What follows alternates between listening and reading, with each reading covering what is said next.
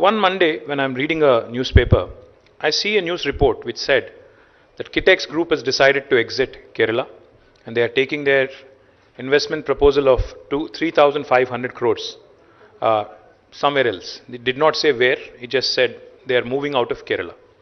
So I just immediately clicked the picture, sent it to my dear friend, my principal secretary, Jayesh Ranjan. I said, Jayesh bhai, ek kaam karo. Please reach out to Mr. Sabu Jacob because I want to talk to him. So this was on a Monday. So I'm giving you a chronology so that you understand it.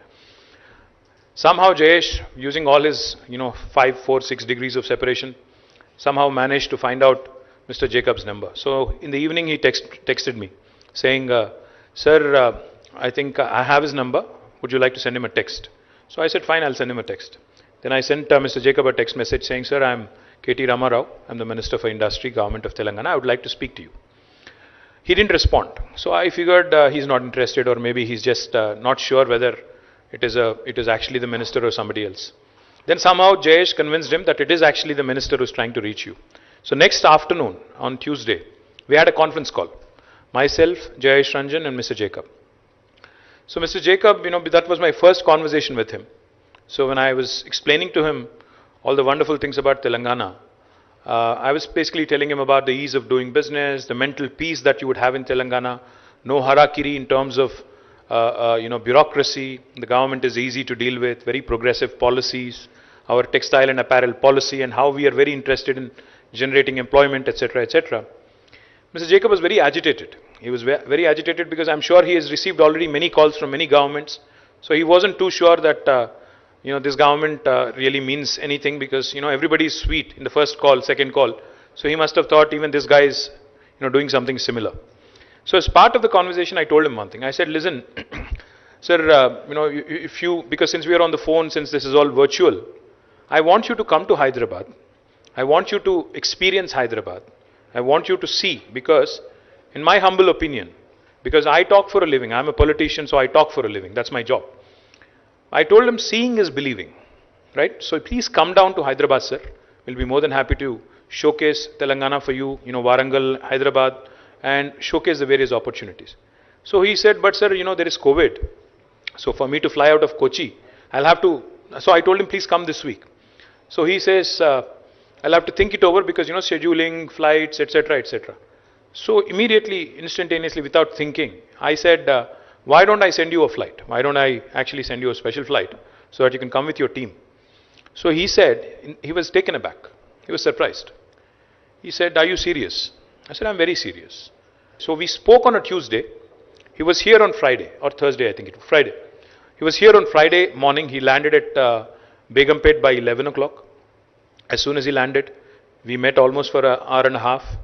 And then we actually had lunch together. Then he flew out to Warangal and he saw the location.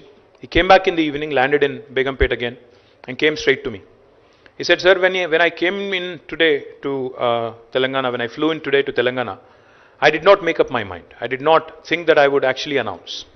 But today, after seeing your officers, yourself, your state, and the way you have received me, because I believe personally that it's not just about investment, it's about respect, trust. It's more about, the value that I add and the value that I bring to the table and how I am received in a specific state. So I am very impressed. He said, while I may not be able to commit to the entire amount, because of your gesture, because of your government's willingness, today I am going to announce 1,000 crores of investment and 4,000 employment that I will create in Warangal is what he told me. This was, I think, a month and a half ago. June it was, June. In fact, funny thing is, he announced 1,000 crores of investment. And next morning he went to, Rangareddy district, Chandanvelli and Sitarampur. He liked it so much. He said, Warangal of course I liked, but I like the second location also. And I would want to invest more here. So I'm happy to share with you today what started as a very, very interesting conversation on the phone. Today has translated into 2,400 crores of investment in the state of Telangana in 2 locations. And most important is it is going to create direct employment to 22,000 Telangana locals. And out of which again, 85 to 90% would be our women employees in this sector. Equally important is the direct employment is 22,000. The indirect employment they would be creating is almost 18,000. So altogether in these two locations, Sitarampur and Warangal, they would be investing 2,400 crores of rupees, and they would be, like he pointed out, they're a world-class company which believes that no employee should be exploited. So they will do everything that they can to take care of their employees. Provident fund, insurance, in fact he talked about food security, which is going beyond the brief. All of these things they are already doing in Cochin in their factory. A lot of my Malayali friends are joking. A couple of my reporter friends also had tweeted and also tagged me, had said, in Irojulu, there was a doubt so long, for the family for their family back in Kerala, for my Malayali friends here, whether Hyderabad was in Telangana or Andhra. But after Kitek's story, now everybody knows the name Telangana in Kerala. So I'm very, very happy that we have become popular in Kerala, and I'm sure we'll have more and more entrepreneurs joining us in Telangana. So thank you very much.